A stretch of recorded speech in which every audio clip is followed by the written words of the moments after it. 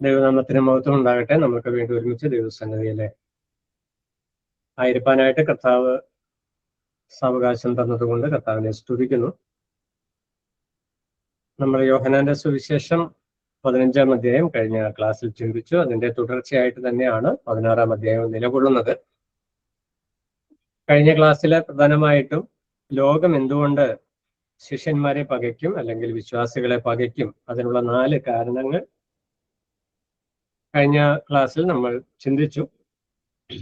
16-ാം അധ്യായത്തിലേക്ക് വരുമ്പോൾ 16-ാം അധ്യായം ആദ്യത്തെ 8 വാക്യങ്ങളിൽ വരുമ്പോൾ 1 മുതൽ 7 വരെയുള്ള വാക്യങ്ങൾ 15-ാം അധ്യായത്തിന്റെ തുടർച്ചയായിട്ട് തന്നെയുള്ള വിഷയങ്ങളാണ്.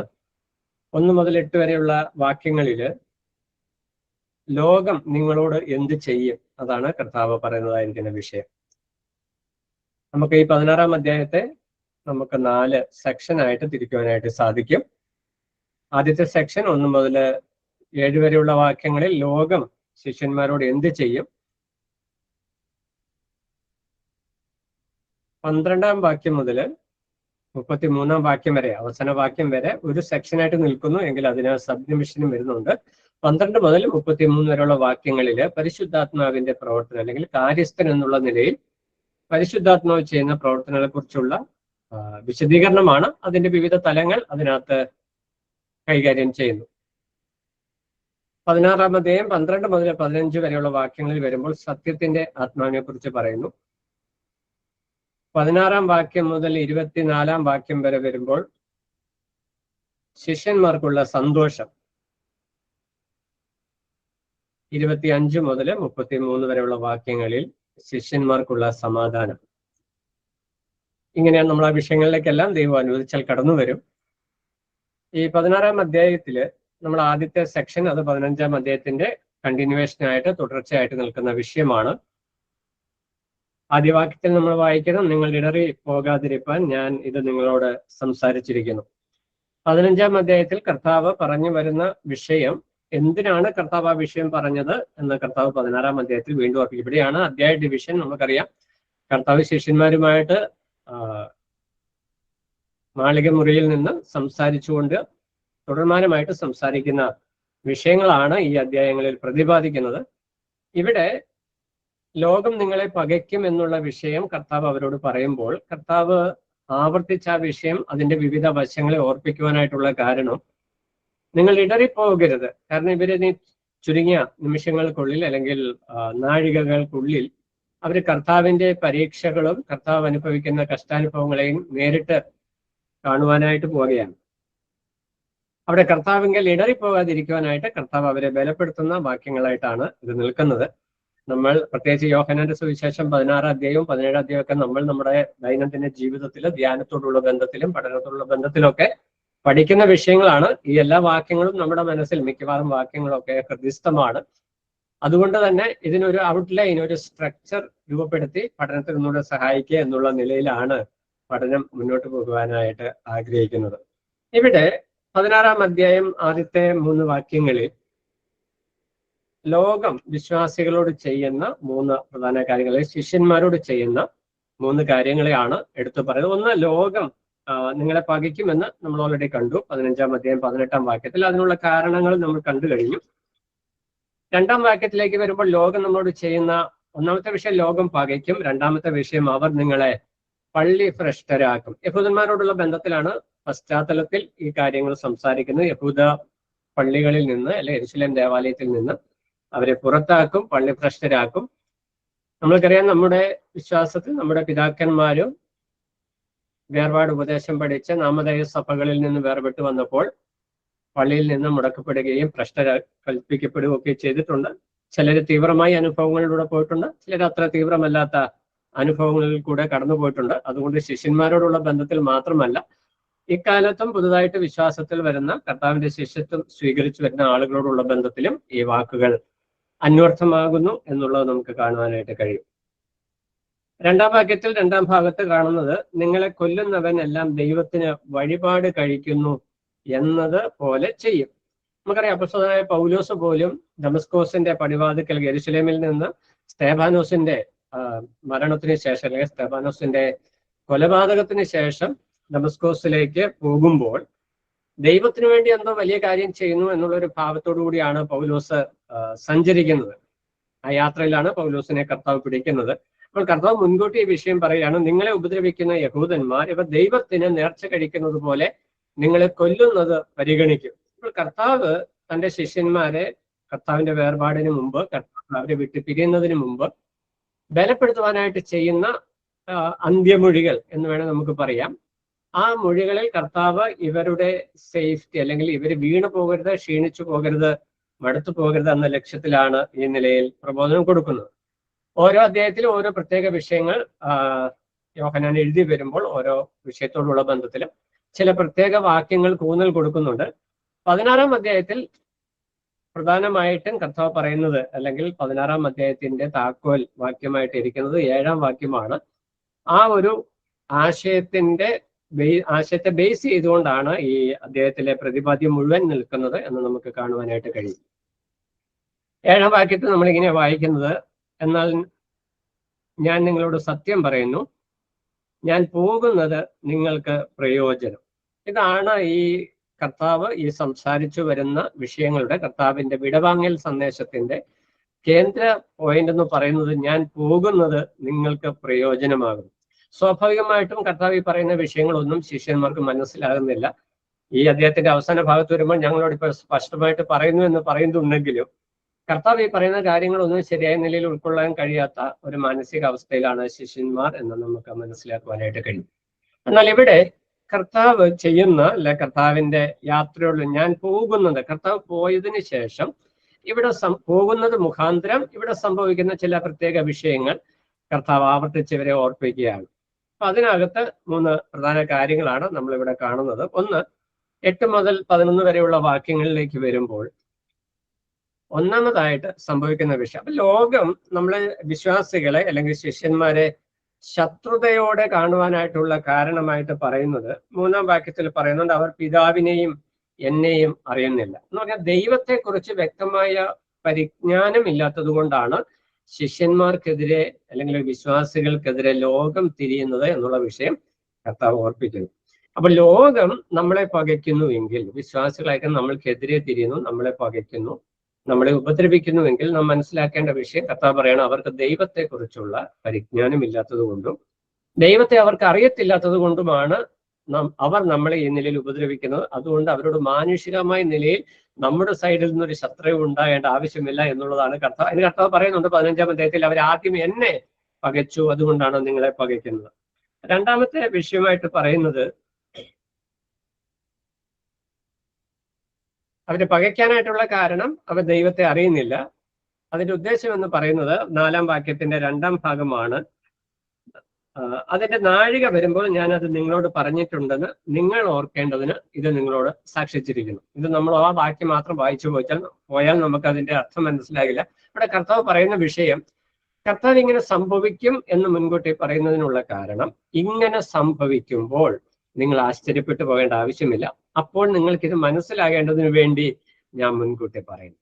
അപ്പോൾ നമ്മൾ ഈ വിഷയം യോഹന്നാന്റെ സുവിശേഷം ശ്രദ്ധിച്ച്, പ്രത്യേകിച്ച് ഈ കർത്താവിന്റെ ക്രൂശിങ്കിലേക്കുള്ള യാത്ര, അല്ലെ അന്ത്യമൊഴികളായിട്ട് പറയുന്ന വാക്കുകളെ നമ്മൾ വളരെ ശ്രദ്ധയോടെ പഠിക്കുകയാണെങ്കിൽ നമ്മുടെ ആത്മീയ ജീവിതത്തിന് വളരെ മോട്ടിവേഷൻ, ഒരു പ്രോത്സാഹനം ലഭിക്കുന്ന ദൈവിക കരുതൽ, അല്ലെങ്കിൽ കർത്താവ് തന്റെ മക്കളെ എത്രത്തോളം കരുതുന്നു എന്നതിന്റെ വ്യക്തമായ ചിത്രം നമുക്ക് അവിടെ കാണുവാനായിട്ട് കഴിയും. 3.5 വർഷക്കാലം കൂടെ നടന്ന ശിഷ്യന്മാര് അവരിപ്പോൾ ആകപ്പാടെ പകച്ചു നിൽക്കുന്ന ഒരനുഭവം. കർത്താവിന് മുമ്പ് പലപ്പോഴും മനുഷ്യപുത്രൻ യോനിരുന്ന പോലെ, കടലാനയുടെ വയറ്റിലിരുന്നത് പോലെ കല്ലറയിൽ ഇരിക്കേണ്ടി വരും എന്നൊക്കെ പറയുന്ന വാക്കുകളൊക്കെ ഉണ്ട്. അന്നൊന്നും ഇവരുടെ ഹൃദയത്തെ യാതൊരു നിലയിലും സ്പർശിച്ചിരുന്നില്ല. എന്നാൽ ഇപ്പോൾ ചില കാര്യങ്ങൾ ഇവിടെ ഹൃദയത്തിൽ അവിടെയും ഇവിടെയും അവ്യക്തമായി പതിയുന്നുണ്ടെങ്കിൽ ഇവർക്ക് അതിലൊരു ക്ലാരിറ്റി, വ്യക്തത കിട്ടുന്നില്ല. അപ്പോൾ ഇപ്പോഴും അവർക്ക് ഉള്ളിൽ ചഞ്ചലമുണ്ട്. നമ്മൾ 6-ാം വാക്യത്തിൽ വായിക്കുമ്പോൾ, നിങ്ങളുടെ ഹൃദയത്തിൽ ദുഃഖം നിറഞ്ഞിരിക്കുന്നു. ഇവരാരും ദുഃഖം വെളിപ്പെടുത്തിയിട്ടില്ല. എന്നാൽ കർത്താവ്, ദൈവമായിരിക്കുന്ന കർത്താവ്, അവരുടെ ഹൃദയങ്ങളെ ശോധന ചെയ്യുന്ന കർത്താവ് അവരുടെ ഹൃദയത്തിന്റെ ഭാവങ്ങളെ വിവേചിച്ചപ്പോൾ കർത്താവ് പറയുന്ന വാക്കുകൾ ഇവരുടെ ഹൃദയത്തിൽ എത്രത്തോളം ദുഃഖം ഉണ്ടാക്കുന്നു എന്നുള്ള വിഷയം കർത്താവ് മനസ്സിലാക്കിയാണ് ഈ വിഷയങ്ങൾ സംസാരിക്കുന്നത്. അപ്പോൾ ആ ഒരു അടിസ്ഥാനത്തിൽ, ആ ദുഃഖത്തിന്റെ അടിസ്ഥാനത്തിൽ നിന്നോട് കർത്താവ് പറയുകയാണ്, ഞാൻ പോകുന്നത് കൊണ്ട് നിങ്ങൾക്ക് എല്ലാ നിലയിലും പ്രയോജനമാണ്. ആ പ്രയോജനം എന്തൊക്കെയാണ് എന്നതാണ് കർത്താവ് താഴോട്ട് പറയുന്നത്. ഒന്ന്, ലോകത്തോടുള്ള ബന്ധത്തിൽ കർത്താവ് പോകുന്നതിന്റെ പ്രയോജനം എന്താണ്? 8 മുതൽ 11 വരെയുള്ള വാക്യങ്ങളിൽ നമ്മൾ വായിക്കുന്ന വിഷയം അതാണ്. കർത്താവ് ഇവരെ വിട്ട്, അല്ലെങ്കിൽ മരിച്ച് അടക്കപ്പെട്ട് പുനരുദ്ധാനം ചെയ്ത് സ്വർഗാരോഹണം ചെയ്യുന്നതിന്റെ പ്രയോജനം, ലോകത്തിന് എന്ത് പ്രയോജനമാണ് അതുകൊണ്ടുണ്ടാകാനായിട്ട് പോകുന്നത്. അതിനുശേഷമാണ് ശിഷ്യന്മാർക്കുണ്ടാകുന്ന പ്രയോജനത്തെ പറയുന്നത്. അപ്പൊ ലോകത്തിനും പ്രയോജനമുണ്ട്, വിശ്വാസികൾക്കും പ്രയോജനമുണ്ട്. ലോകത്തിനുണ്ടാകുന്ന പ്രയോജനമാണ് 8-ാം വാക്യത്തിൽ പറയുന്നത്. ഞാൻ പോയാൽ, 7-ാം വാക്യത്തിന്റെ അവസാന ഭാഗം, ഞാൻ പോകാഞ്ഞാൽ കാര്യസ്ഥൻ നിങ്ങളുടെ അടുക്കൽ വരികയില്ല, ഞാൻ പോയാൽ അവനെ നിങ്ങളുടെ അടുക്കൽ അയക്കും. പരിശുദ്ധാത്മാവിന്റെ ആഗമനത്തെ കുറിച്ചാണ് താഴോട്ട് പറയുന്നത്. വ്യക്തമായിട്ട് ആ കാര്യസ്ഥൻ എന്ന് പറയുന്നത് പരിശുദ്ധാത്മാവിനെ കുറിച്ചാണ്. അപ്പോൾ പരിശുദ്ധാത്മാവ് വരുന്നത് കൊണ്ട് ലോകത്തിനുള്ള പ്രയോജനം, അപ്പൊ കർത്താവ് പോകുന്നത് കൊണ്ട് ലോകത്തിനുള്ള പ്രയോജനം. കർത്താവ് വെറുതെ യാത്ര പറഞ്ഞു പോവുകയല്ല. നമ്മൾക്കറിയാം, കർത്താവ് മാനവകുലത്തിന്, ലോകത്തിലെ സകല മനുഷ്യർക്കും രക്ഷ ഒരുക്കുവാനായിട്ട്, ആ കാൽവരി കുരിശിൽ യാഗമായി തീരുവാനായിട്ട് മുമ്പോട്ട് ചുവടുകൾ വയ്ക്കുന്നതിന്റെ പ്രയോജനം, അതിന്റെ ഫലം ശിഷ്യന്മാർ വ്യക്തമായിട്ട് മനസ്സിലാക്കണം. ലോകത്തിന് അതുകൊണ്ടുണ്ടാകുന്ന പ്രയോജനം ശിഷ്യന്മാർ മനസ്സിലാക്കേണ്ടതിന്റെ ആവശ്യകത എന്ന് പറയുന്നത്, ലോകത്തിൽ ലോകക്കാരായിരിക്കാതെ ലോകത്തിലാക്കി വെച്ചിട്ട് പോവുകയാണ്. ഇവർ ലോകത്തിൽ തിരഞ്ഞെടുത്താക്കി വെച്ചിരിക്കുകയാണ്. അപ്പം ഇവര് ഈ ലോകത്തിലായിരിക്കുന്നത് കൊണ്ട് ദൈവത്തിനൊരു ഉദ്ദേശമുണ്ട്, അത് ഇവർ മനസ്സിലാക്കണം. അപ്പൊ ലോകത്തോടുള്ള ബന്ധത്തിൽ പരിശുദ്ധാത്മാവ് വരുന്നത് കൊണ്ട് എന്ത് സംഭവിക്കുന്നു? 8-ാം വാക്യത്തിൽ നമ്മൾ 3 പ്രധാന കാര്യങ്ങൾ കാണുന്നുണ്ട്. നമുക്കറിയാവുന്ന വാക്യമാണ്, അതിലൊത്തിരി വിശദീകരണത്തിന്റെ ആവശ്യമില്ല. എങ്കിലും നമ്മൾ അതിലെ പ്രധാന വിഷയം എന്താണെന്ന് ഒന്ന് ചിന്തിച്ച് അടുത്ത വിഷയത്തിലേക്ക് കടന്നു പോകാം. ഒന്നാമത്തെ വിഷയം, ലോകത്തിന് പാപത്തെക്കുറിച്ച് ബോധം വരുത്തും. പരിശുദ്ധാത്മാവ് ലോകത്തിന്, കർത്താവ് ഭൂമിയിലായിരുന്നപ്പോൾ കർത്താവ് ചെയ്തതും അതേ വിഷയം തന്നെയാണ്. എന്നാൽ കർത്താവ് സ്വർഗാരോഹണം ചെയ്തതിന് ശേഷം ലോകത്തോട് പരിശുദ്ധാത്മാവ് സംവാദിക്കുന്നത് കുറച്ചും കൂടെ ആഴമായ നിലയിൽ, വ്യത്യസ്തമായ നിലയിലാണ്. കർത്താവ് ആളത്വപരമായി ഭൂമിയിൽ താമസിച്ചുകൊണ്ട് കർത്താവിന് മുമ്പുള്ള പ്രവാചകന്മാരും നിങ്ങൾ മാനസാന്തരപ്പെടുവേൻ, മശിഹ വരും എന്നുള്ള വിഷയങ്ങൾ പറഞ്ഞു. മശിഹ വന്നു കഴിഞ്ഞപ്പോൾ മാനസാന്തരപ്പെടുവൻ എന്ന് അവരോട് നേരിട്ട് അത്ഭുതങ്ങളാലും അടയാളങ്ങളാലും അവരോട് സംവാദിച്ചു. പക്ഷെ അവർക്ക് അതൊന്നും ഉൾക്കൊള്ളുവാനായിട്ട് കഴിഞ്ഞിട്ടില്ല. അപ്പോൾ കർത്താവ് പോയതിനു ശേഷം, കർത്താവ് സ്വർഗാരോഹണം ചെയ്തതിന് ശേഷം ലോകത്തോടുള്ള ഇടപെടലിൽ കർത്താവിന്റെ പ്രവൃത്തിക്ക് അല്പം മാറ്റങ്ങൾ വരുന്നു എന്നുള്ളതാണ് പ്രധാനമായിട്ട് പറയുന്നതായിരിക്കുന്ന വിഷയം. ഇവിടെ കർത്താവ് തന്നെ ആ വിഷയം വ്യക്തമാക്കുന്നുണ്ട്. പാപത്തെക്കുറിച്ച് എന്തുകൊണ്ടാണ് ബോധം വരുത്തുന്നത്? 9-ാം വാക്യം വായിക്കുന്നത്, അവർ എന്നിൽ വിശ്വസിക്കായകയാൽ പാപത്തെക്കുറിച്ച്. ഇവിടെ പ്രധാനമായിട്ട് ലോകത്തിന് പാപത്തെക്കുറിച്ച് ബോധം വരുത്തുമെന്ന് പറയുന്നത്, നമ്മൾ ശരിക്ക് ആക്ഷരികമായിട്ട് ഈ വാക്കുകൾ നിറവേറുന്നത് കാണുന്നത് പെന്തക്കോസ്ത് നാളിലാണ്. അപ്പോസ്തലനായ പത്രോസ് പെന്തക്കോസ്ത് നാളിൽ സുവിശേഷം അറിയിക്കുമ്പോൾ, നിങ്ങൾ ക്രൂശിച്ച നസറനായ യേശുവിനെ ദൈവം രക്ഷിതാവും കർത്താവുമാക്കി വെച്ചു എന്ന് പറയുമ്പോൾ ഈ യഹൂദന്മാരുടെ ഹൃദയത്തിൽ കുത്തുകൊള്ളുന്നതായിട്ട് നമ്മൾ വായിക്കുന്നത്. അപ്പോൾ ഇവിടെ ലോകം എന്ന് പറയുന്നത് പ്രൈമറിലി, പ്രാഥമികമായിട്ട് യഹൂദന്മാരായിരിക്കുന്ന വിശ്വാസം. യെരുശലേമിലാണല്ലോ സുവിശേഷ വേല ആരംഭിക്കേണ്ടത്. അപ്പോൾ പ്രാഥമികമായിട്ട് യെരുശലേമിനോടുള്ള ബന്ധത്തിലാണ്, അല്ലെങ്കിൽ യഹൂദന്മാരോടുള്ള ബന്ധത്തിലാണ്. നമ്മൾ വായിക്കുന്നുണ്ട്, അവൻ സ്വന്തത്തിലേക്ക് വന്നു, സ്വന്തമായി അവർ അവനെ കൈക്കൊണ്ടില്ല. വിശാല അർത്ഥത്തിൽ ലോകത്തിലുള്ള സകല മനുഷ്യരോടുമുള്ള ബന്ധത്തിലാണ്.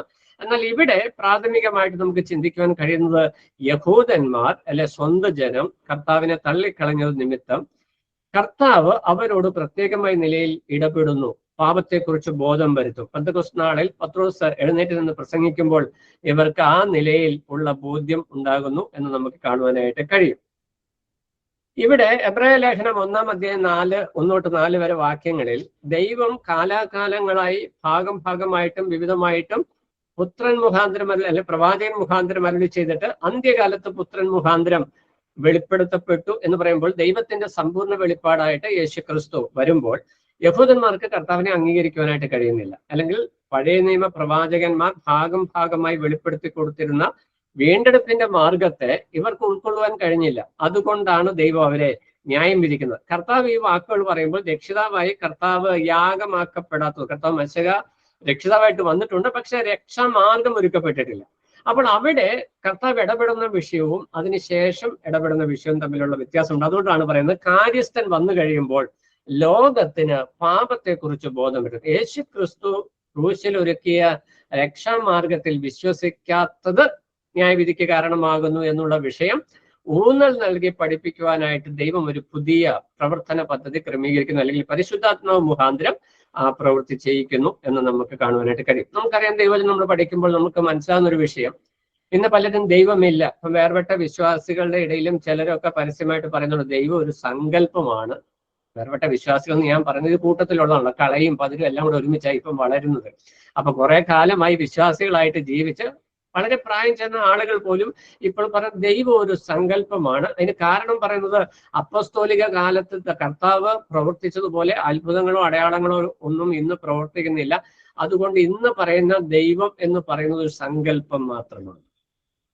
അപ്പൊ ഇതൊക്കെ സംഭവിക്കുന്ന വിഷയം ഈ കർത്താവ് ഒരുക്കിയ രക്ഷാ പദ്ധതിയെക്കുറിച്ചും ദൈവത്തിന്റെ പ്രവർത്തന പദ്ധതിയെക്കുറിച്ചും വ്യക്തമായ ഒരു ഗ്രാഹ്യമില്ലാത്തതിന്റെ അടിസ്ഥാനത്തിലാണ്. അങ്ങനെ വിശ്വാസ സമൂഹത്തിൽ ഒരു വ്യക്തി പറയുന്നുണ്ടെങ്കിൽ അത് ഗുരുതരമായ പിഴവാണ്. കാരണം ഇത് കൂട്ടത്തിൽ കൂടി അടിസ്ഥാനപരമായി വിശ്വാസം, അല്ലെങ്കിൽ നമ്മൾ തിമോഥെയോസ് ലേഖനത്തിൽ വായിക്കുന്നത് പോലെ വിശ്വാസത്തിന്റെ കപ്പൽ തകർന്നു പോയത് കൊണ്ട് ആകാം ഇന്ന് ആത്മീയ ലോകത്ത് സംഭവിക്കുന്ന കാഴ്ചകൾ കണ്ട് വിശ്വാസത്തിൽ വലഞ്ഞുപോയി വിശ്വാസ കപ്പൽ തകർന്നതുകൊണ്ടും അങ്ങനെ ആകാം.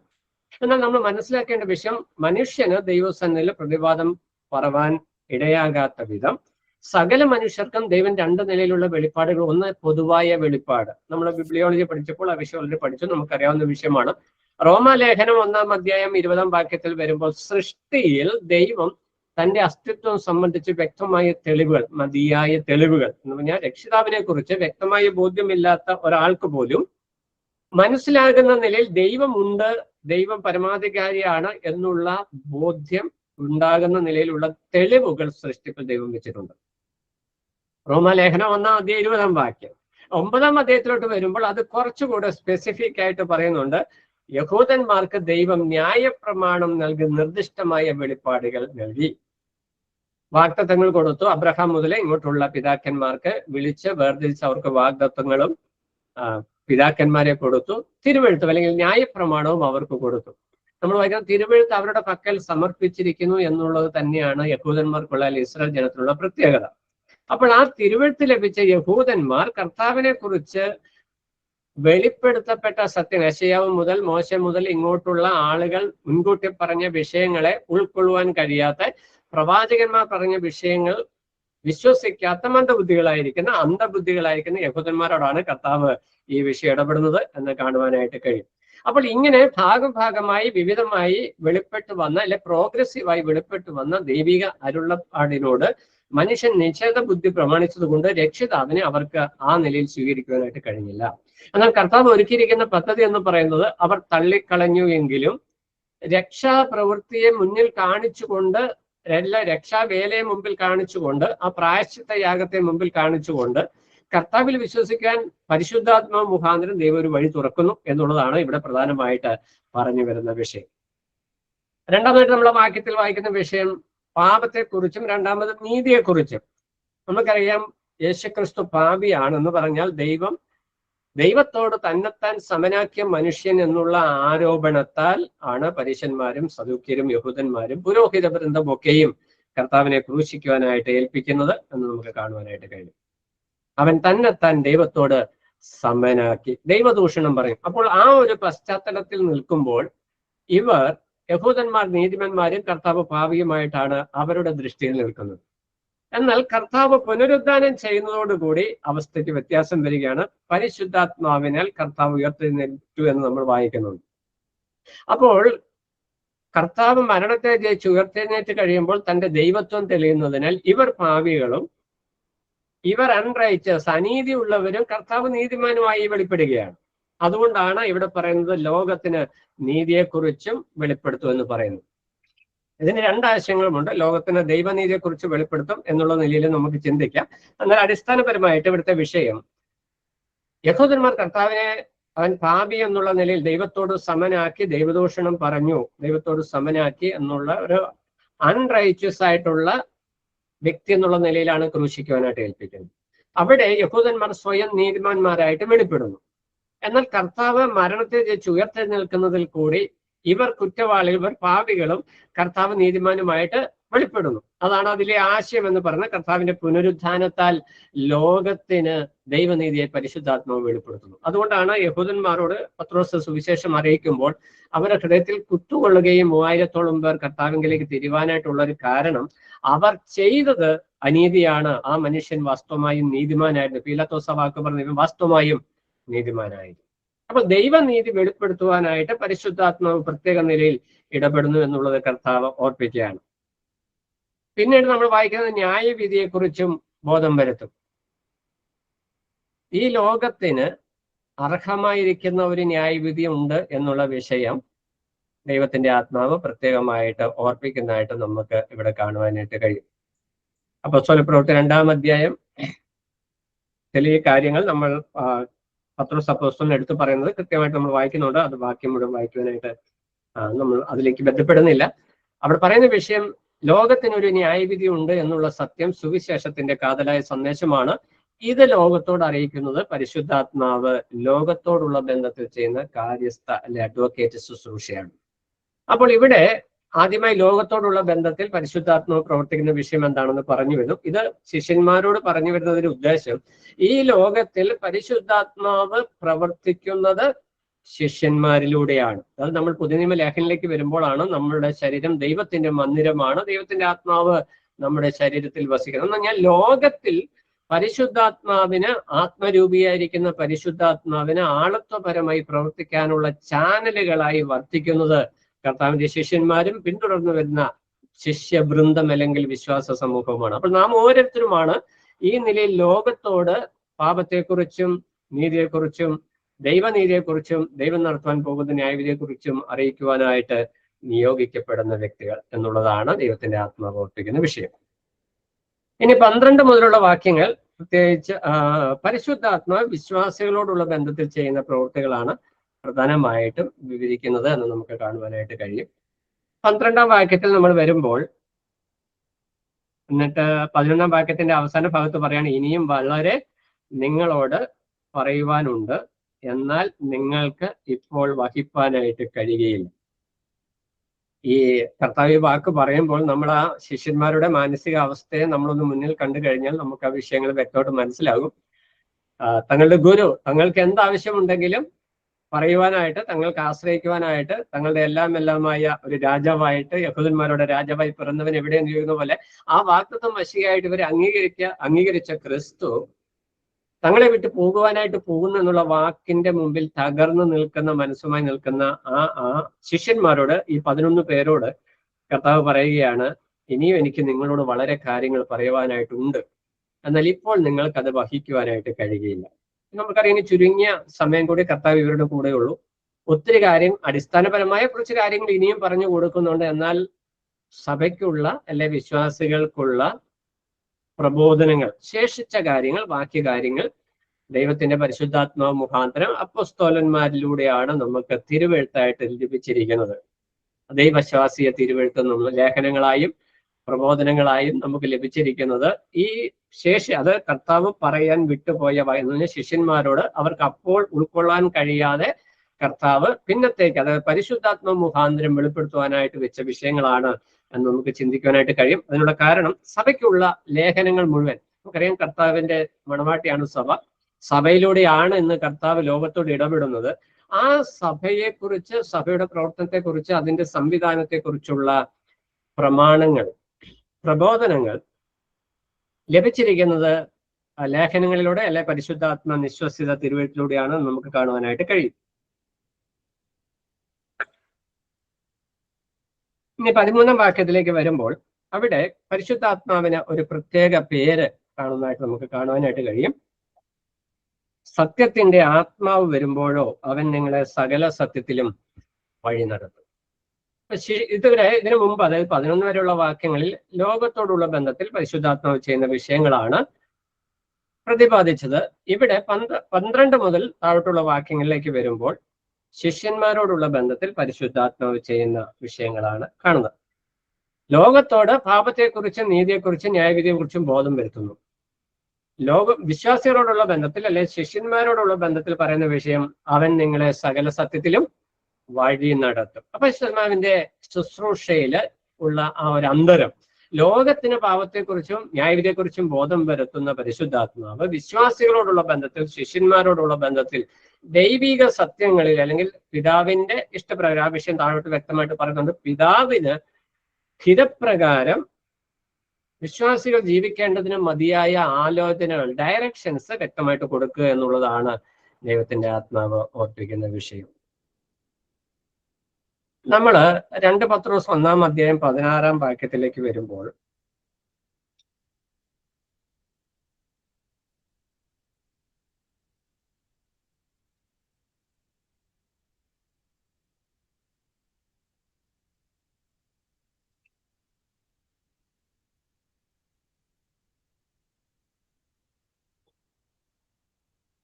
ഇവിടെ കർത്താവ് ശിഷ്യന്മാര് കർത്താവിനോടുള്ള ബന്ധത്തിൽ അവർക്കുള്ള ബോധ്യത്തെ പത്രോസ് വ്യക്തമാക്കുന്ന വിഷയമാണ്. 2 പത്രോസ് 1-ാം അധ്യായം 16-ാം വാക്യം. ഞങ്ങൾ നമ്മുടെ കർത്താവായ യേശു ക്രിസ്തുവിന്റെ ശക്തിയും പ്രത്യക്ഷതയും നിങ്ങളോട് അറിയിച്ചത് നിർമ്മിത കഥകളെ പ്രമാണിച്ചിട്ടല്ല, അവന്റെ മഹിമ കണ്ട സാക്ഷികളായിട്ടത്രേ. ഇവിടെ കർത്താവ് ലോകത്തിന് പാപത്തെക്കുറിച്ച് ബോധം വരുത്തുന്നു എന്നുള്ള വിഷയം സംസാരിക്കുമ്പോൾ ശിഷ്യന്മാരിലൂടെ അല്ലെങ്കിൽ അപ്പോസ്തോലന്മാരിലൂടെയാണ് ഈ വിഷയങ്ങൾ പ്രവൃത്തി പദത്തിലേക്ക് കൊണ്ടുവരുന്നത് എന്നുള്ള വിഷയം നമ്മൾ പ്രാഥമികമായിട്ട് കണ്ടു. ഇവിടെ പത്രോസ് അപ്പോസ്തലൻ ആ കാര്യം വ്യക്തമായിട്ട് പറയുകയാണ്. ഞങ്ങൾ നിർമ്മിത കഥകളായിട്ടല്ല ഈ വിഷയങ്ങൾ പറയുന്നത്, അവന്റെ മഹിമ കണ്ട സാക്ഷികളായിട്ടത്തെ എന്ന് പറഞ്ഞാൽ അപ്പോസ്തോലന്മാർക്ക് കർത്താവ് ഈ വിഷയങ്ങൾ പ്രത്യേകമായി വെളിപ്പെടുത്തി കൊടുത്തു. അവർക്ക് വ്യക്തമായ കൺവിക്ഷൻ ആ വിഷയത്തിൽ ഉണ്ടായിരുന്നു എന്ന് നമുക്ക് കാണുവാനായിട്ട് കഴിയും.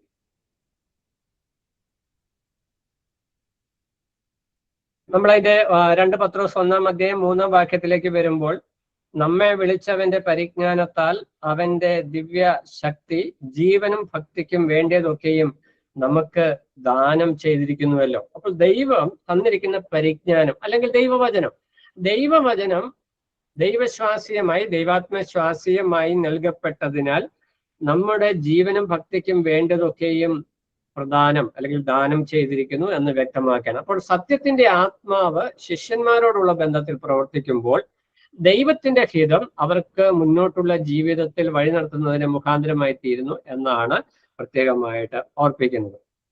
14-ാം വാക്യത്തിലേക്ക് വരുമ്പോൾ പരിശുദ്ധാത്മാവ് ചെയ്യുന്ന പ്രവൃത്തി, അവൻ സ്വയമായി സംസാരിക്കാതെ താൻ കേൾക്കുന്നത് സംസാരിക്കുകയും വരുവാനുള്ളത് നിങ്ങൾക്ക് അറിയിച്ചു തരികയും ചെയ്യും.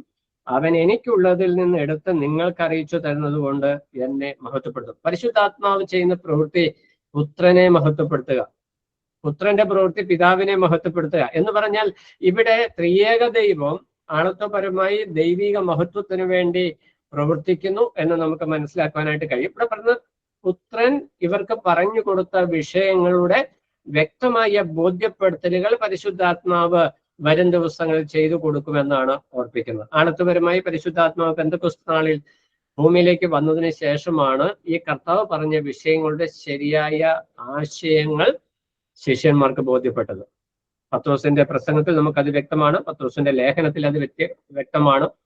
പെന്തക്കോസ്ത് നാളിന് ശേഷമാണ് ഈ ശിഷ്യന്മാരെല്ലാവരും ശക്തി പ്രാപിച്ച് വ്യക്തമായ ബോധ്യത്തോടെ സംസാരിക്കുന്നതായിട്ട് നമുക്ക് കാണുവാനായിട്ട് കഴിയുന്നു. ഇവിടെ കർത്താവ് താഴോട്ട് പറഞ്ഞു വരുമ്പോൾ 16 മുതൽ 24 വരെയുള്ള വാക്യങ്ങളിൽ ശിഷ്യന്മാർക്ക് വരുവാനായിട്ട് പോകുന്ന സന്തോഷത്തെക്കുറിച്ചാണ് പ്രത്യേകമായിട്ട് എടുത്തു പറയുന്നത്. 22-ാം വാക്യത്തിലാണ് അത് സ്പെസിഫിക് ആയിട്ട് പറയുന്നത്. 22-ാം വാക്യത്തിൽ വരുമ്പോൾ അതിന്റെ അവസാന ഭാഗത്ത് പറയുന്ന വാക്കുണ്ട്, നിങ്ങൾക്കും ഇപ്പോൾ ദുഃഖമുണ്ടെങ്കിലും ഞാൻ പിന്നെയും നിങ്ങളെ കാണും, നിങ്ങളുടെ ഹൃദയം സന്തോഷിക്കും, നിങ്ങളുടെ സന്തോഷം ആരും നിങ്ങളിൽ നിന്ന് എടുത്ത് കളയുകയില്ല. 20-ാം വാക്യത്തിൽ വരുമ്പോഴാണ് കുറച്ചുകൂടെ വ്യക്തമായിട്ട് അത് ഫോക്കസ്ഡ് ആയിട്ട് പറയുന്നത്. നിങ്ങൾ കരഞ്ഞു വിലപിക്കും, ലോകമോ സന്തോഷിക്കും, നിങ്ങൾ ദുഃഖിക്കും, എന്നാൽ നിങ്ങളുടെ ദുഃഖം സന്തോഷമായി തീരും. ഇവിടെ കർത്താവ് ഈ വിഷയങ്ങൾ താഴോട്ട് പറഞ്ഞാൽ കർത്താവ് പരിശുദ്ധാത്മാവ് വരും, പിതാവിനുള്ളതൊക്കെയും പുത്രൻ മുഖാന്തരം അരുളി ചെയ്ത വിഷയങ്ങൾ നിങ്ങൾക്ക് ബോധ്യപ്പെടുത്തും. ഈ വിഷയങ്ങളൊന്നും പറഞ്ഞിട്ട് ശിഷ്യന്മാർക്കൊന്നും അവരുടെ തലച്ചോറിലേക്ക് കടന്നു പോകുന്നില്ല. കർത്താവ് ഈ വിഷയങ്ങൾ വ്യക്തമായിട്ട് പറയുന്നുണ്ട്, എങ്കിലും അവർക്ക് ഉൾക്കൊള്ളാൻ കഴിയുന്നില്ല. അവർ ഹൃദയത്തിന്റെ ദുഃഖം മനസ്സിലാക്കിയ കർത്താവ് പരിശുദ്ധാത്മാവ് വരുമ്പോൾ അല്ലെങ്കിൽ കർത്താവിന്റെ പുനരുദ്ധാനത്തിന് ശേഷം അവർക്കുണ്ടാകുന്ന മാറ്റത്തെ വ്യക്തമായിട്ട് പറയുന്ന വിഷയമാണ് 20-ാം വാക്യം. ലോകം സന്തോഷിക്കും. കർത്താവിന്റെ മരണത്തിങ്കൽ ലോകം സന്തോഷിക്കും. കാരണം അവർക്ക് കർത്താവിനെ തിരിച്ചു കളഞ്ഞു. അവിടെ ലോകം സന്തോഷിക്കും. ഇവർക്കത് ദുഃഖ വിഷയമാണ്. അല്പം കഴിയുമ്പോൾ ഇവർക്കത് സന്തോഷമായി തീരും. ഇവിടെ ഈ ദുഃഖത്തെ റീപ്ലേസ് ചെയ്യും, സന്തോഷം കൊണ്ട് റീപ്ലേസ് ചെയ്യുമെന്നല്ല കർത്താവ് പറയുന്നത്. ഈ ദുഃഖത്തെ സന്തോഷമാക്കി മാറ്റും, സന്തോഷമായി മാറുമെന്നാണ് പറയുന്നത്. ഇതൊരു വലിയ രൂപാന്തരത്തിന്റെ ചിത്രീകരണമാണ് അവിടെ നിലനിന്ന് കാണുവാനായിട്ട് കഴിയും. ഇവിടെ ശിഷ്യന്മാരുടെ സന്തോഷത്തെ 3 നിലകളിൽ നമുക്ക് കാണുവാനായിട്ട് കഴിയും. 20-ാം വാക്യത്തിൽ ദുഃഖം സന്തോഷമായി മാറും, ദുഃഖം സന്തോഷമായി പരിവർത്തനം ചെയ്യപ്പെടും. കാരണം കർത്താവ് ഇവരെ വിട്ടുപോകുന്നതാണ് ഇവർക്കുള്ള വിഷയം, ഇവർക്കുള്ള ദുഃഖത്തിന് കാരണം. എന്നാൽ മരണത്തെ ജയിച്ച് 3-ാം ദിവസം ഉയർത്തെഴുന്നേൽക്കുമ്പോൾ ഇവർ അതിസന്തോഷത്തോടെ കർത്താവിങ്കിലേക്ക് വരുന്നതായിട്ട് കാണുവാനായിട്ട് കഴിയും. നമ്മൾ ശിഷ്യന്മാര് കർത്താവിന്റെ ഉയർപ്പിനെ കുറിച്ച് അറിഞ്ഞിട്ട് മഹാസന്തോഷത്തോടെ അവർ ശിഷ്യന്മാരുടെ അടുക്കിലേക്ക് മടങ്ങി വന്നു നമ്മൾ വായിക്കുന്നുണ്ട്. ഇവരുടെ ദുഃഖം, തങ്ങളെ വിട്ടു പോയി എന്നുള്ള ദുഃഖം മാറി സന്തോഷത്തോടെ വരുന്ന അനുഭവം. അപ്പൊ നമ്മുടെ വിശ്വാസ ജീവിതത്തോടുള്ള ബന്ധത്തിലും കർത്താവിന്റെ മരണം നമ്മോടുള്ള ബന്ധത്തിൽ ദുഃഖത്തിന്റെ അനുഭവമല്ല, സന്തോഷത്തിന്റെ അനുഭവമാണ്. രക്ഷിക്കപ്പെടുന്ന ഒരു വ്യക്തിയോടുള്ള ബന്ധത്തിൽ കർത്താവിന്റെ മരണവും പുനരുദ്ധാനവും സ്വർഗാരോഹണവും വിശ്വാസിയോടുള്ള ബന്ധത്തിൽ അവന്റെ ദുഃഖത്തിന് സന്തോഷമാക്കി തീർക്കുന്ന വിഷയമാണ്. ആ സന്തോഷത്തിന്റെ 2-ാമത്തെ പ്രത്യേകതയാണ് 22-ാം വാക്യത്തിൽ നമ്മൾ വായിച്ചത്. ആ സന്തോഷം ആരും നിങ്ങളിൽ നിന്ന് എടുത്തു കളയില്ല. ആർക്കും എടുത്തു കളയുവാൻ പറ്റാത്ത സന്തോഷം. നമ്മൾക്കറിയാം, ഈ ക്രിസ്തീയ സഭാചരിത്രത്തിൽ നമ്മൾ പഠിക്കുമ്പോൾ അനേക പീഡനങ്ങളിലൂടെ സഭ കടന്നുപോയിട്ടുണ്ട്, വിശ്വാസികൾ കടന്നുപോയിട്ടുണ്ട്, കൊല ചെയ്യപ്പെട്ടിട്ടുണ്ട്. എന്നാൽ അവിടെ ആരും ക്ഷീണിച്ചും മടുത്തും പോയിട്ടില്ല. അവർ കൂടുതൽ ധൈര്യത്തോടെ അവർ നിന്ന്. കാരണം ഈ രക്ഷയുടെ സന്തോഷം, രക്ഷയിൽ ക്രിസ്തുവിൽ അവർക്ക് ലഭിച്ച പ്രത്യാശയ സന്തോഷം എടുത്തു കളയുവാനായിട്ട് ഈ ലോകത്തിലെ ഒരു ശക്തിക്കും കഴിയത്തില്ല. ഇവിടെ കർത്താവ് ഒരു കാര്യം കൂടെ പറയുന്നുണ്ട്. അതിന്റെ 24-ാം വാക്യത്തിൽ വരുമ്പോൾ നമുക്ക് പ്രാർത്ഥനയാൽ ലഭിക്കുന്ന സന്തോഷം. ഇവിടെ 24-ാം വാക്യത്തിൽ നമ്മൾ വായിക്കുന്ന, നമ്മൾ പ്രാർത്ഥനയോടുള്ള ബന്ധത്തിലൊക്കെ പഠിക്കുന്ന വാക്യങ്ങളാണ്. അതുകൊണ്ട് അതിന് ഒത്തിരി വിസ്തീർണത്തിലേക്ക് പോകേണ്ട ആവശ്യമില്ല. ഇന്ന് വരെ നിങ്ങൾ എൻ്റെ നാമത്തിലൊന്നും അപേക്ഷിച്ചിട്ടില്ല. കർത്താവ് വളരെ പ്രാക്ടിക്കലായിട്ട് കഴിഞ്ഞ 3.5 വർഷക്കാലം അവർ ചെയ്ത വിഷയങ്ങളെ ചേർത്ത് വെച്ചാ പറയുന്നത്. കർത്താവ് കൂടെ ഉള്ളപ്പോൾ അവർക്ക് ഒന്നിനെ കുറിച്ചും ഭാരപ്പെടേണ്ട ആവശ്യമില്ല. കർത്താവ് കൃത്യമായിട്ട് കാര്യങ്ങൾ നടന്നു. കർത്താവ് ഞങ്ങൾക്ക് ഇന്നത് ആവശ്യമുണ്ട് എന്നിവർ പറയേണ്ട ഒരു ആവശ്യം വന്നില്ല. ഒരിക്കൽ ചോദിച്ചു, കർത്താവെ ഞങ്ങൾ സകലം വിട്ടു നിന്നെ അനുഗമിച്ചു, ഞങ്ങൾക്ക് എന്ത് ലഭിക്കുമെന്ന് ചോദിക്കുന്നുണ്ട്. അത് പ്രാർത്ഥനയല്ല, അതൊരു അവകാശവാദമാണ്.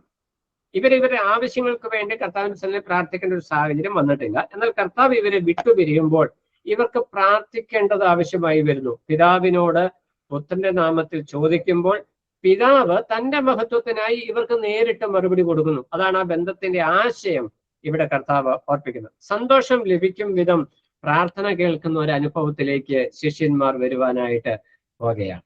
അപ്പോൾ ഇവിടെ കർത്താവിന്റെ സാന്നിധ്യവും കർത്താവ് പ്രാർത്ഥനയ്ക്ക് കൊടുക്കുന്ന മറുപടിയും ഇവരുടെ ജീവിതത്തിൽ സന്തോഷത്തിന് മുഖാന്തരമായി തീരുവാനായിട്ട് ഇടയാകുന്നു. 24-ാം വാക്യത്തിന്റെ അവസാന ഭാഗത്ത് നിങ്ങളുടെ സന്തോഷം പൂർണ്ണമാകും വണ്ണം നിങ്ങൾക്ക് ലഭിക്കും. ഇവിടെ പ്രാർത്ഥനാ വിഷയത്തോട് ചേർത്ത് പറയുന്നുവെങ്കിലും കർത്താവ് ഈ പറഞ്ഞു വരുന്ന വിഷയത്തോടുള്ള ബന്ധത്തിൽ നമ്മൾ പഠിച്ചു വരുമ്പോൾ ഇവർക്ക് ലഭിക്കാനായിട്ട് പോകുന്ന, അതായത് കർത്താവിന്റെ മരണ പുനരുദ്ധാനങ്ങളാൽ ഇവർക്ക് ലഭിക്കാൻ പോകുന്ന സന്തോഷത്തിന് പൂർണ്ണതയുള്ള സന്തോഷമാണ്, താൽക്കാലികമായിരിക്കുന്ന സന്തോഷമല്ല എന്ന് കർത്താവ് ഓർപ്പിക്കുകയാണ്.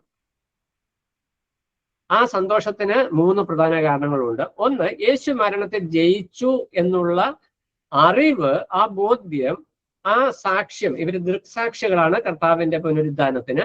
ആ ഒരു കാഴ്ച, കർത്താവിന്റെ ആ ഉയർത്തെഴുന്നേൽപ്പിനെ കുറിച്ചുള്ള ആ സാക്ഷ്യം വഹിക്കൽ ഇവരുടെ ജീവിതത്തിൽ, ഇവരുടെ ആത്മീക ജീവിതം സന്തോഷപൂർണ്ണമാകുവാനായിട്ട് അടിസ്ഥാനമായിരിക്കുന്ന ഒരു വിഷയമാണ്. മത്തായി സുവിശേഷം 28-ാം അധ്യായം 8-ാം വാക്യത്തിലാണ് നമ്മൾ വായിക്കുന്ന, മഹാസന്തോഷത്തോടെ ഇവരെ കർത്താവ് ഉയർത്തെഴുന്നേറ്റു എന്നുള്ള വിഷയം മറ്റുള്ളവരോട് അറിയിക്കുന്നു. അപ്പോൾ സുവിശേഷം അറിയിക്കുന്നതിന്റെ അടിസ്ഥാനം എന്ന് പറയുന്നത് കർത്താവിന്റെ ഉയർത്തെഴുന്നേൽപ്പിൽ നമുക്കുള്ള ബോധ്യങ്ങളും കൺവിക്ഷൻ. നമ്മളിത് അപ്പോസ്തലന്മാർ പറഞ്ഞും തിരുവഴുത്തിൽ വായിച്ചുമുള്ള അറിവാണ് നമുക്കുള്ളത്. എന്നാൽ കർത്താവ് ഉയർത്തെഴുന്നേറ്റ കർത്താവിനെ ആക്ഷരികമായിട്ട് നേരിട്ട് കണ്ട ശിഷ്യന്മാരുടെ കൺവിക്ഷൻ, ബോധ്യം എന്ന് പറയുന്നത് പറഞ്ഞറിയിക്കാത്ത സന്തോഷമുള്ള ഒരു വിഷയമാണ്. ആ ഒരു എഴുത്ത് അത് അവരുടെ ദൃക്സാക്ഷികൾ നേരിട്ട് കണ്ട് എഴുതിയതാണെന്നുള്ള അടിസ്ഥാന വിശ്വാസത്തിലാണ് നാം ഈ കർത്താവിന്റെ ഉയർപ്പിനെ കുറിച്ച് പ്രസംഗിക്കുന്നത്. അത് നമ്മൾ പലപ്പോഴും അതിനകത്ത് മടുത്തു പോകാനുള്ള കാരണം കർത്താവിന് നമ്മൾ എക്സാക്ട്ലി ഇങ്ങനെ ഈ ഒരു അനുഭവത്തിൽ നമ്മുടെ കണ്ണുകൾ കൊണ്ട് നേരിട്ട് കണ്ടിട്ടില്ല എന്നുള്ളതാണ് അതിന്റെ കുറവ്. അതുകൊണ്ടാണ് വിശ്വാസ കാലങ്ങളിൽ കുറെ കാലം ജീവിച്ചിട്ട് ഇതൊക്കെ ഒരു സങ്കല്പമാണെന്ന് പലർക്കും തോന്നാനായിട്ടുള്ള കാരണം ആ ഒരു നിലപാടിലേക്ക് നമ്മൾ മാറിപ്പോകാതെ നമ്മുടെ വിശ്വാസ ജീവിതത്തെ സൂക്ഷിക്കാനായിട്ട് പ്രത്യേകം ശ്രദ്ധിക്കേണ്ടത് ആവശ്യമാണ്. രണ്ടാമത്തെ വിഷയം ഫിലിപ്പിയ ലേഖനം 2-ാം അധ്യായം 17-ാം വാക്യത്തിൽ വരുമ്പോൾ കർത്താവിന് വേണ്ടി കഷ്ടം സഹിക്കുന്നത് അല്ലെങ്കിൽ ത്യാഗം സഹിക്കുന്നതിൽ സന്തോഷിക്കുവാനായിട്ട് കഴിയും. കാരണം കർത്താവ് നമുക്ക് വേണ്ടി കഷ്ടം സഹിച്ചതുകൊണ്ട് കർത്താവിന് വേണ്ടി കഷ്ടം സഹിക്കുന്നത് പൂർണ്ണ സന്തോഷം ഉണ്ടാകുന്നതിന് ഒരു മുഖാന്തരമായി തീരും. ഫിലിപ്പിയ ലേഖനം 2-ാം അധ്യായം 17-ാം വാക്യം. അവിടെ നമ്മൾ ഇങ്ങനെയാ വായിക്കുന്നത്, എന്നാൽ നിങ്ങളുടെ വിശ്വാസം എന്ന യാഗം അർപ്പിക്കുന്ന ശുശ്രൂഷയിൽ എന്റെ രക്തം ഒഴുക്കേണ്ടി വന്നാലും ഞാൻ സന്തോഷിക്കും. പൗലോസ് അപ്പോസ്തലൻ പറയുന്ന വാക്കുകളാണിത്. ഇവിടെ പൗലോസ് അപ്പോസ്തലൻ ഈ വിഷയം പറഞ്ഞു വരുമ്പോൾ സുവിശേഷ സംബന്ധമായി പൗലോസ് ഉണ്ടായിരിക്കുന്ന കൺവിക്ഷൻ ഇത് എവിടെ വെച്ച് കിട്ടിയത്? ദമസ്കോസിന്റെ പടിവാതിക്കൽ വെച്ച് കർത്താവുമായിട്ട് ഒരു അഭിമുഖമായിരിക്കുന്ന ഒരു എൻകൗണ്ടർ, ഒരു അഭിമുഖമായിട്ടുള്ള ഒരു ഇടപെടൽ നടന്നതുകൊണ്ട് പൗലോസ് പറയുകയാണ്, ഈ സുവിശേഷ നിമിത്തം എന്റെ രക്തം ചൊരിയേണ്ടി വന്നാലും അതിൽ സന്തോഷിക്കും. കാരണം കർത്താവിനെ കുറിച്ച് പൗലോസിനുണ്ടായിരിക്കുന്ന ബോധ്യവും അനുഭവവും അതാണ്. നമ്മുടെ വിശ്വാസ ജീവിതത്തിലും ഈ കർത്താവിനെ കുറിച്ചൊരു വ്യക്തിപരമായ ബോധ്യവും അനുഭവം ഉണ്ടാകുമ്പോൾ നമ്മുടെ ജീവിതത്തിൽ കർത്താവിന് വേണ്ടി എന്ത് ത്യാഗം സഹിക്കുന്ന അനുഭവത്തിൽ കൂടെ കടന്നുപോയാലും സന്തോഷിക്കുവാനായിട്ട് കഴിയും.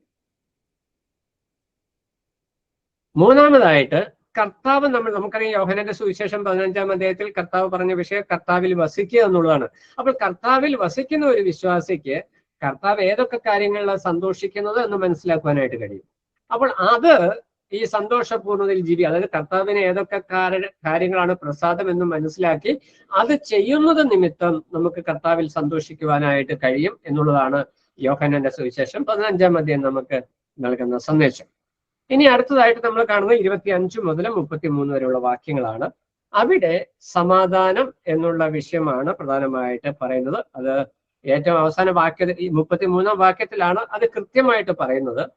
എന്നാൽ ആ ഒരു വിഷയത്തിലേക്ക് കടന്നു വരുന്ന വാക്യങ്ങളാണ് 25 മുതലുള്ള വാക്യങ്ങൾ.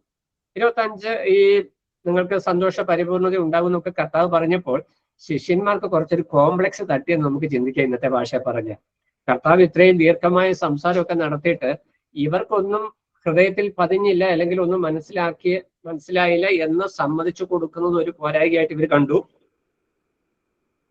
ഇവിടെ കർത്താവ് പറയാണ്, ഇത് ഞാൻ സാദൃശ്യമായി നിങ്ങളോട് സംസാരിച്ചിരിക്കുന്നു, എങ്കിലും ഞാൻ ഇനി സാദൃശ്യമായി നിങ്ങളോട് സംസാരിക്കാതെ പിതാവിനെ സംബന്ധിച്ച് സ്പഷ്ടമായി നിങ്ങളോട് അറിയിക്കുന്ന നാഴിക വരുന്നു. അന്ന് നിങ്ങൾ എന്റെ നാമത്തിൽ അപേക്ഷിക്കും, ഞാൻ നിങ്ങൾക്ക് വേണ്ടി പിതാവിനോട് അപേക്ഷിക്കും എന്ന് ഞാൻ പറയുന്നു. ഈ വിഷയങ്ങൾ പറഞ്ഞു വന്ന് 29-ാം വാക്യത്തിൽ വരുമ്പോൾ ശിഷ്യന്മാർ പറയുകയാണ്, അതിന് അവന്റെ ശിഷ്യന്മാർ, ഇപ്പോൾ നീ സാദൃശ്യമൊന്നും പറയാതെ സ്പഷ്ടമായി സംസാരിക്കുന്നു. ഇവിടെ പിതാവിനെ കുറിച്ച് പറയുമെന്ന് പറയുന്നത് പരിശുദ്ധാത്മാവ് മുഖാന്തരം കൂടുതലായി നൽകുന്ന വെളിപ്പാടിനെ കുറിച്ചാണ്, അല്ലെ തിരുവെഴുത്തിനെ കുറിച്ചുള്ള പരാമർശമാണ് എന്ന് നമുക്ക് മനസ്സിലാക്കുവാനായിട്ട് കഴിയും. സഭയ്ക്കുള്ള ലേഖനങ്ങളിൽ കൂടെയാണ് ആ വിഷയം വെളിപ്പെടുന്നത്. എന്നാൽ ഇവിടെ ശിഷ്യന്മാർ പറയുകയാണ്, ഇപ്പോൾ നീ സദൃശ്യമായിട്ടല്ല സ്പഷ്ടമായിട്ട് പറയുന്നു, നീ ദൈവപുത്രൻ എന്ന് ഞങ്ങൾ വിശ്വസിച്ചിരിക്കുന്നു. 30-ാം വാക്യത്തിൽ വരുമ്പോൾ ആ വിഷയമാണ് എടുത്തു പറയുന്നത്. സ്പഷ്ടമായി സംസാരിക്കുന്ന നാഴിക വരുന്നു എന്ന് കർത്താവ് പറഞ്ഞപ്പോൾ ഞങ്ങൾക്ക് ഇപ്പോൾ കുറച്ച് കാര്യങ്ങളൊക്കെ വ്യക്തമായി തെളിഞ്ഞു വരുന്നു എന്ന് ഇവർ അവകാശപ്പെടുകയാണ്. എന്നാൽ കർത്താവ് അതിന് പറയുന്ന മറുപടി, അവരുടെ ഹൃദയത്തെ നന്നായിട്ട് അറിയുന്ന കർത്താവ് അവരോട് പറയുന്ന മറുപടിയാണ് 32-ാം വാക്യം. നിങ്ങൾ ഓരോരുത്തൻ താൻ്റെ സ്വന്തത്തിലേക്ക് ചിതറിപ്പോവുകയും എന്നെ ഏകനായി വിടുകയും ചെയ്യുന്ന നാഴിക വരുന്നു. ഇവിടെ ശിഷ്യന്മാര് ദൈവസന്നദ്ധയില് അവരുടെ ക്ലെയിം, ഞങ്ങൾക്ക് കാര്യങ്ങളൊക്കെ മനസ്സിലായി, ഞങ്ങൾ നീ ദൈവപുത്രനെന്ന് ഞങ്ങൾ വിശ്വസിച്ചിട്ടുണ്ട്, ഞങ്ങൾക്ക് വിശ്വാസ ബോധ്യങ്ങളുണ്ട്, നമ്മൾ ഇന്ന് ഇതൊക്കെ അവകാശപ്പെടുന്നവരാ, വിശ്വാസത്തിൽ നമ്മൾ സ്ട്രോങ് ആണെന്നൊക്കെ അവകാശപ്പെടുമ്പോൾ കർത്താവ് ഹൃദയത്തിലേക്ക് നോക്കിയിട്ട് പറയുകയാണ്, നിങ്ങൾ ഓരോരുത്തൻ താൻ്റെ വഴിക്ക് ചിതറിപ്പോകുന്ന നാഴിക വരുന്നു, വന്നുമിരിക്കുന്നു, എന്നിട്ട് എന്നെ നിങ്ങൾ ഏകനായി വിടും. അതിനുശേഷം കർത്താവ് പറയുന്ന വിഷയമാണ് സമാധാനത്തെക്കുറിച്ചുള്ള വാക്യം, 33-ാം വാക്യം. അതിന് വളരെ പ്രാധാന്യമുണ്ട്. ഇവിടെ കർത്താവ് ക്രൂശിങ്കലേക്ക് പോകുന്ന സമയത്ത് ശിഷ്യന്മാരെല്ലാവരും കർത്താവിനെ വിട്ട് ഓടുകയാണ്. കർത്താവ് മാത്രമാണ് പീലാത്തോസിന് മുമ്പിൽ നിൽക്കുന്നത്. ഇവരൊക്കെ അകലം വിട്ട് പിൻചെല്ലുന്ന പത്രോസിനെ നമ്മൾ കാണുന്നുണ്ട്, യോഹന്നാനെ കാണുന്നുണ്ട്. മറ്റ് ശിഷ്യന്മാരൊക്കെ വളരെ അകലത്തേക്ക് മാറിപ്പോയി. ജനം അവനെ വിട്ട് അവന്റെ അത്ഭുതങ്ങളും അടയാളങ്ങൾ കണ്ട് വിശ്വാസികൾ എന്ന് അഭിമാനിച്ചിരുന്ന യഹൂദ ജനം അല്ലെങ്കിൽ രോഗസൗഖ്യം കിട്ടിയവരൊക്കെ വിട്ടുപോയി. അപ്പോൾ ബാക്കിയുള്ളവരൊക്കെ അകലം വിട്ടു നിൽക്കുമ്പോൾ കർത്താവ് ഏകനായിട്ട് നിൽക്കുന്നു. ഈ ഒരു അവസ്ഥയെക്കുറിച്ച് കർത്താവ് മുമ്പോട്ട് നോക്കിയിട്ട് പറയുകയാണ്, നിങ്ങൾക്ക് എന്നിൽ സമാധാനം ഉണ്ടാകേണ്ടത് ഇത് ഞാൻ നിങ്ങളോട് സംസാരിച്ചിരിക്കുന്നു. ഇവിടെ കർത്താവ് പറയുന്ന വിഷയം, ഈ ശിഷ്യന്മാരെ കർത്താവ് ഈ 3.5 വർഷക്കാലം പരിശീലിപ്പിച്ച് കൊണ്ടുവന്ന് വലിയൊരു ദൗത്യത്തിന് വേണ്ടി നിയോഗിക്കുമ്പോൾ കർത്താവിലുള്ള സമാധാനം അവർക്ക് എക്സ്പീരിയൻസ് ചെയ്യുവാനായിട്ട് അല്ലെ അനുഭവിക്കുവാൻ കഴിഞ്ഞാൽ മാത്രമാണ് അവർക്ക് അതുകൊണ്ട് പ്രവർത്തിക്കുവാനായിട്ട് കഴിയത്തുള്ളൂ. അപ്പോൾ കർത്താവ് ഇവിടെ മുൻകൂട്ടി പറയുന്ന വിഷയം, ആ സമാധാനം ഉണ്ടാകേണ്ടതിന് ഞാൻ ഇപ്പോൾ ഇത് നിങ്ങൾ എന്ത് സംസാരിച്ചിരിക്കുന്നു? 1, പരിശുദ്ധാത്മാവ് വരിക എന്നുള്ള വിഷയം സംസാരിച്ചു. 2, എന്നെ ഒറ്റയ്ക്കാക്കിയിട്ട് പോകും എന്നുള്ള വിഷയം സംസാരിച്ചു. 3, പിതാവിനെ കുറിച്ച് കൂടുതലുള്ള വെളിപ്പാടുകൾ പരിശുദ്ധാത്മാവ് വെളിപ്പെടുത്തി തരുമെന്നുള്ള വിഷയം സംസാരിച്ചു. ഇതൊക്കെ സംസാരിച്ചത് നിങ്ങൾക്ക് സമാധാനം ഉണ്ടാകേണ്ടതിന് വേണ്ടിയാണ്. ഈ സമാധാനം ഉണ്ടാകുമ്പോൾ അവിടെ പ്രാർത്ഥിക്കുന്ന വിഷയം, ഇവിടെ പ്രാർത്ഥനയുണ്ട്. അപ്പോൾ ശിഷ്യന്മാർക്ക് ജീവിതത്തിൽ, അതായത് കർത്താവ് കൂടെ ഇല്ലാത്ത അവസരത്തിൽ എങ്ങനെ അവരായിരിക്കണം എന്നത് സംബന്ധിച്ച് ഒരു ഏകദേശ രൂപം, ഒരു ധാരണ കൊടുക്കുവാനായിട്ട് കർത്താവ് ശ്രദ്ധിക്കുക. നമ്മൾ ഇന്ന് ഭൂമിയിലായിരിക്കുമ്പോൾ നമ്മുടെ ജീവിതത്തിലും ഈ വ്യക്തമായ തിരുവെഴുത്ത് നമ്മുടെ മുമ്പിൽ ഉണ്ടെങ്കിലും പലപ്പോഴും നമ്മളും ഈ ശിഷ്യന്മാരെ പോലെ അവ്യക്തതയുടെ മുമ്പിലാണ് നമ്മൾ പലപ്പോഴും ആയിരിക്കുന്നത്. കർത്താവ് എന്താണ് വാസ്തവത്തിൽ നമ്മളിൽ നിന്ന് ആഗ്രഹിക്കുന്നത് എന്ന് മനസ്സിലാക്കാൻ കഴിയാതെ ചഞ്ചലപ്പെടുന്ന അവസ്ഥ നമ്മുടെ ജീവിതത്തിലുണ്ട്. അപ്പോൾ ഇവിടെ കർത്താവ് വ്യക്തമായിട്ട് പറഞ്ഞ് ഒന്നുകൂടെ അവരെ ധൈര്യപ്പെടുത്തുന്ന വിഷയമാണ് 33-ാം വാക്യത്തിന്റെ അവസാന ഭാഗം, നിങ്ങൾക്ക് കഷ്ടമുണ്ട്. അപ്പോൾ ഈ ഒരു അധ്യായത്തിന്റെ പ്രധാന വിഷയം, ലോകം നിങ്ങളെ പകയ്ക്കും, ലോകം നിങ്ങളെ പള്ളിഭ്രഷ്ടരാക്കും, ലോകത്തിൽ നിങ്ങൾക്ക് കഷ്ടമുണ്ട്. ഈ ലോകക്കാരായിരിക്കാതെ നമ്മളെ തിരഞ്ഞെടുത്തു എന്ന് ദൈവവചനം പറയുന്നതിന്റെ അടിസ്ഥാനം, നമ്മൾ ലോകത്തിൽ ആയിരിക്കുന്നുവെങ്കിലും ഈ ലോകത്തിന് നമ്മളെ ഉൾക്കൊള്ളുവാനായിട്ട് പറ്റത്തില്ല. കാരണം നമ്മുടെ സിസ്റ്റം വ്യത്യാസം എന്ന് പറഞ്ഞാൽ നമ്മുടെ സ്ട്രക്ചർ വ്യത്യാസമാണ്. വീണ്ടെടുക്കപ്പെട്ട ദൈവ മക്കളുടെ അനാട്ടമി വ്യത്യാസമാണ്. വീണ്ടെടുക്കപ്പെട്ട ദൈവ വ്യക്തിയുടെ ശരീരശാസ്ത്രം, ആത്മീയ ശാസ്ത്രം, മാനസിക ശരീരം ഇതെല്ലാം വ്യത്യസ്തമാണ്. വ്യത്യസ്തമാകണം. പരിശുദ്ധാത്മാവിനാൽ നിയന്ത്രിക്കപ്പെടുന്ന വ്യക്തിക്ക് അങ്ങനെയാണ്. ലോകത്തോട് ഇടചേർന്ന് പോകുന്ന വ്യക്തിക്ക് ഒരിക്കലും മുന്നോട്ട് പോകാനായിട്ട് പറ്റത്തില്ല. അവിടെ കുഴപ്പമുണ്ടാകത്തില്ല. ലോത്ത് സുദോമിലോട്ട് പോയപ്പോൾ ലോത്തിന് അവിടെ പ്രശ്നമൊന്നും ഉണ്ടായില്ല. ദൈവദൂതൻ ചെന്നപ്പോഴാണ് ലോത്തിന് പ്രശ്നം ഉണ്ടാകുന്നത്. എന്നാൽ വിശ്വാസികൾ ലോകത്തിൽ ജീവിക്കുമ്പോൾ ഇവിടെ കർത്താവ് പറയുകയാണ്, നിങ്ങൾ ലോകത്തിൽ ജീവിക്കുന്നുവെങ്കിലും നിങ്ങൾ ലോകക്കാരല്ലാത്തത് കൊണ്ട് നിങ്ങൾക്ക് കഷ്ടമുണ്ട്. ഈ കഷ്ടതയ്ക്ക് 3 പ്രധാന വിഷയങ്ങളും നമ്മൾക്ക് കാണുവാനായിട്ട് കഴിയും. 1, വിശ്വാസികൾക്ക് ലോകത്തിൽ കഷ്ടമുണ്ട്. അത് യോഹന്നാന്റെ സുവിശേഷം 16:33. എന്നിട്ട് അടുത്ത വാക്യത്തിൽ, എങ്കിലും ധൈര്യപ്പെടുവേൻ, ഞാൻ ലോകത്തെ ജയിച്ചിരിക്കുന്നു. കഷ്ടതയെ അതിജീവിക്കുവാൻ ദൈവം നമുക്ക് തന്നിരിക്കുന്ന പ്രബോധനമാണ് കർത്താവ് ജയിച്ചിരിക്കുന്നു എന്നുള്ള വിഷയം. എന്നാൽ ഈ കഷ്ടപ്പെടുന്ന 2 കാര്യങ്ങൾ കൂടെ നമ്മൾ ലേഖനത്തിൽ കാണുന്നുണ്ട്. കഷ്ടം അനുഭവിക്കാൻ നമുക്ക് ദൈവം വരം നൽകിയിട്ടുണ്ട്. അത് എല്ലാ വിശ്വാസികൾക്കും ഉള്ളതാണ്. ചിലർക്ക് കൂടുതൽ കൃപകൾ അല്ലെങ്കിൽ വരങ്ങൾ നൽകിയിട്ടുണ്ട്. അവരാണ് കഷ്ടതകളിലൂടെ കടന്നു, അല്ലെ കൊടിയ പീഡനങ്ങളിലൂടെ കടന്നു പോകുന്നത്. ആ നിലയിൽ വരം ലഭിച്ച വിശ്വാസികളാണ്. അല്ലാത്തവർ വീണു പോകുന്ന അറിഞ്ഞ് കർത്താവ് ചില സംരക്ഷണങ്ങൾ അവർക്ക് പ്രത്യേകമായിട്ട് കൊടുക്കുന്നുണ്ട്. ഇവിടെ പറയുന്നത് കഷ്ടം അനുഭവിക്കുവാൻ അതൊരു ഗിഫ്റ്റാണ്, അതൊരു വരമാണ്. അത് എല്ലാവർക്കും കിട്ടത്തില്ല. ചിലർ കഷ്ടത വരുമ്പോഴേ വിശ്വാസം തിരിച്ചു കളഞ്ഞു പോകുന്നവരുണ്ട്, അവർ വരവില്ലാത്തവരാണ്. എന്നാൽ എന്ത് കഷ്ടത വന്നാലും വിട്ടുപോകാത്ത വിശ്വാസികളുണ്ട്, അവർ ഈ വരം ലഭിച്ചവരാണ്. കർത്താവ് ഫിലിപ്പിയ ലേഖനം 1-ാം അധ്യായം 29-ാം വാക്യത്തിൽ നമ്മൾ വായിക്കുന്ന കഷ്ടം അനുഭവിക്കാൻ നമുക്ക് വരം നൽകിയിരിക്കുന്നു. റോമർ 8:35 വരുമ്പോൾ കഷ്ടതകൾക്ക് നമ്മളെ ക്രിസ്തുവിന്റെ സ്നേഹത്തിൽ നിന്ന് വേർപിരിക്കുവാനായിട്ട് കഴിയില്ല. അപ്പോൾ ഈ ഒരു വെളിപ്പാട് ഇവിടെ കർത്താവ് ഇത്രേ പറഞ്ഞുള്ളൂ. എന്ത്? ലോകത്തിൽ നിങ്ങൾക്ക് കഷ്ടമുണ്ട്. അത്രേ കർത്താവ് ഇവിടെ പറഞ്ഞുള്ളൂ. ലോകം നിങ്ങളെ പകയ്ക്കും, നിങ്ങൾ ഇടറിപ്പോകാതിരിക്കാൻ വേണ്ടി ഇത്രയും കാര്യം കർത്താവ് ഇവിടെ പറഞ്ഞു. ബാക്കി കാര്യങ്ങൾ പരിശുദ്ധാത്മാവാണ് അപ്പോസ്തലനായ പൗലോസ് മുഖാന്തരം വെളിപ്പെടുത്തുന്നത്. ആ കഷ്ടത എന്ന് പറയുന്നത് ലോകം ത്യജിക്കുന്നത് കൊണ്ട് മാത്രമല്ല, അതൊരു കൃപാവരം കൂടിയാണ്. എന്നിട്ട് പറയുകയാണ്, ആ കൃപാവരം ലഭിക്കുന്നത് കൊണ്ട്, കഷ്ടത ഉണ്ടാകുന്നത് കൊണ്ട് ക്രിസ്തുവിന്റെ സ്നേഹത്തിൽ നിന്ന് കഷ്ടപ്പെടുത്തി ആർക്കും വേർപെടുത്തുക എന്ന് പറഞ്ഞാൽ കഷ്ടങ്ങളുടെ നടുവിൽ ഒരു വിശ്വാസി ജീവിച്ചാലും ക്രിസ്തുവിന്റെ സ്നേഹത്തിൽ നിന്ന് വേർപെട്ടു പോകുവാനായിട്ട് ഇടയാകാത്ത വിധം ദൈവത്തിന്റെ സംരക്ഷണമുണ്ട്. ഇത് പരിശുദ്ധാത്മാവ് സകല സത്യത്തിലും വഴി നടത്തുന്ന ആ പ്രമാണത്തിൽ വെളിപ്പെടുത്തപ്പെട്ട സത്യമാണ്. അപ്പോൾ പുതിയ നിയമവിശ്വാസികളായിരിക്കുന്ന നമ്മോടുള്ള ബന്ധത്തിൽ ഈ കർത്താവ് പറഞ്ഞ വാക്യങ്ങളും ഇന്ന് നാം കടന്നു പോകുന്ന ജീവിത സാഹചര്യങ്ങളെ കൂടെ ചേർത്ത് ചിന്തിച്ച് അന്ന് ശിഷ്യന്മാർക്ക് അടിസ്ഥാനപരമായി വെളിപ്പെടുത്തി കൊടുത്ത വിഷയങ്ങളുടെ വ്യക്തമായ വെളിപ്പാടുകൾ തുടർന്ന് ആ ശിഷ്യന്മാരിലൂടെ, അതായത് അപ്പസ്തോല പിതാക്കന്മാരിലൂടെ പരിശുദ്ധാത്മ നിശ്വസിതമായി നമ്മുടെ കരങ്ങളിലേക്ക് തന്നിരിക്കുകയാണ്. അവിടെയാണ് എബ്രായ ലേഖനം 1-ാം അധ്യായത്തിൽ ദൈവം പണ്ട് ഭാഗമായിട്ട് വെളിപ്പെടുത്തി, ദേഹരൂപത്തിൽ പുത്രൻ മുഖാന്തരം വെളിപ്പെടുത്തി, രേഖരൂപത്തിൽ അല്ലെങ്കിൽ ലിഖിതങ്ങളായി പരിശുദ്ധാത്മാവ് മുഖാന്തരം തിരുവെഴുത്തായി നമ്മുടെ കരങ്ങളിലേക്ക് ഈ ദൈവവചനം തന്നപ്പോൾ ദൈവം ആഗ്രഹിക്കുന്ന വിഷയം ലോകത്തിന് പാപത്തെക്കുറിച്ചും നീതിയെക്കുറിച്ചും ന്യായവിധിയെക്കുറിച്ചും ബോധം വരുത്തുവാനായിട്ട്. ദൈവമക്കളുടെ കർത്തവ്യം അതാണ്. ഇന്ന് വിശ്വാസികളായിരിക്കും നമ്മുടെ എല്ലാവരുടെയും കർത്തവ്യമാണ് ലോകത്തിന് പാപത്തെക്കുറിച്ചും നീതിയെക്കുറിച്ചും ന്യായവിധിയെക്കുറിച്ചും ബോധ്യം വരുത്തുക. അത് പരിശുദ്ധാത്മാവ് നമ്മളിലൂടെ ചെയ്യുന്നു.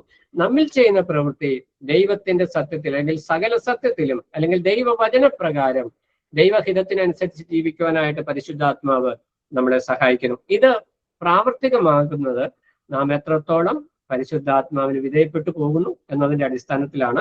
നമ്മുടെ വിശ്വാസ ജീവിതത്തില് ആത്മാവിന് വിധേയപ്പെട്ട് ജീവിക്കാൻ, സമർപ്പണമുള്ളവരായിട്ട് ജീവിക്കുവാനായിട്ട് ദൈവത്തിന്റെ ആത്മാവ് ധാരാളമായി സഹായിക്കട്ടെ. ദൈവ നാമം മഹത്വപ്പെടുമാറാകട്ടെ.